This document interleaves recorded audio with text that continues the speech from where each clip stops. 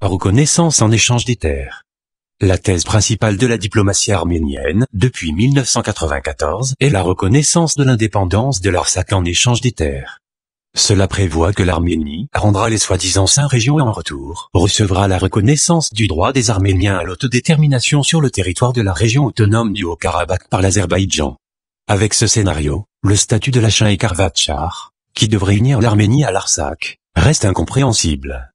L'Azerbaïdjan a changé ce slogan sur terre contre la paix, c'est-à-dire que l'Azerbaïdjan a exigé les territoires non pas en offrant des concessions sur la question de l'Artsakh, mais en promettant de ne pas déclencher une guerre. C'est ce qu'est le compromis pour la partie arménienne et pour la partie azerbaïdjanaise. Cette thèse de la partie arménienne est basée sur la conviction que la sécurité de la partie arménienne sera assurée par la reconnaissance du statut de l'Artsakh. Par conséquent, les territoires libérés pourront être restitués en concession. Cependant, en réalité cette approche est une fantasmagorie, dans le vrai sens du mot, car nous ne traitons pas uniquement du conflit arméno-azerbaïdjanais dans le différend sur l'Artsakh, et que ce conflit n'est pas né avec l'effondrement de l'Union soviétique en 1991. Le conflit d'Artsakh est l'une des sous-couches du conflit arméno-turc. L'essence du conflit est que depuis le milieu du XIXe siècle, la Turquie a décidé de détruire et d'éliminer l'Arménie afin d'atteindre ses objectifs géopolitiques.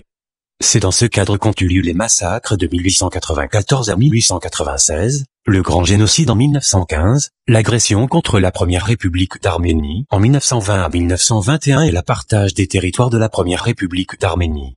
Le conflit n'a pas commencé en 1991, mais a été gelé à partir des années 1920 et a repris en 1991 avec l'effondrement de l'Union soviétique. Au stade actuel, la Turquie est en guerre avec l'Arménie sur tous les fronts possibles, économiques, politique, informationnel, moral, psychologique, démographique, etc. La partie militaire spécifique du conflit est confiée à l'Azerbaïdjan, car pour des raisons politiques, en raison de l'alliance militaire entre la Russie et l'Arménie, l'incursion directe de la Turquie sur le territoire de la République d'Arménie n'est pas encore souhaitable pour la Turquie. C'est la raison pour laquelle l'Azerbaïdjan rejette la solution de compromis au conflit. L'ennemi n'a pas besoin d'une solution au problème, mais d'un prétexte pour déclencher une agression militaire contre l'Arménie, car le conflit n'est pas arméno-azerbaïdjanais, le problème n'est pas l'Artsakh. La faillite de la diplomatie arménienne réside dans le fait qu'au cours des 30 dernières années, elle n'a pas été capable de comprendre cette simple vérité, de la présenter au monde, et tout d'abord aux Arméniens. Par conséquent, le principal échec de l'État arménien réside dans les vaines tentatives pour éviter le conflit arméno-turc et pour apaiser les Turcs avec des concessions unilatérales.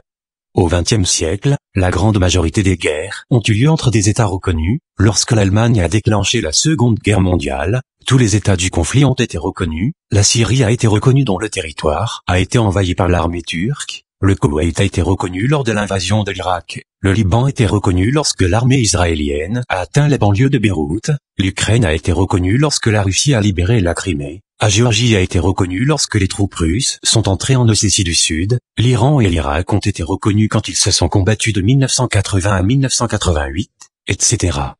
Par conséquent, la partie arménienne doit mettre de côté ses vaines tentatives de reconnaître l'indépendance de l'Artsakh, mais doit s'engager dans le renforcement de l'Arménie, s'approprier et peupler les territoires libérés, s'installer, augmenter la population, l'économie, préparer la population aux guerres futures et résoudre la question arménienne en faveur des Arméniens.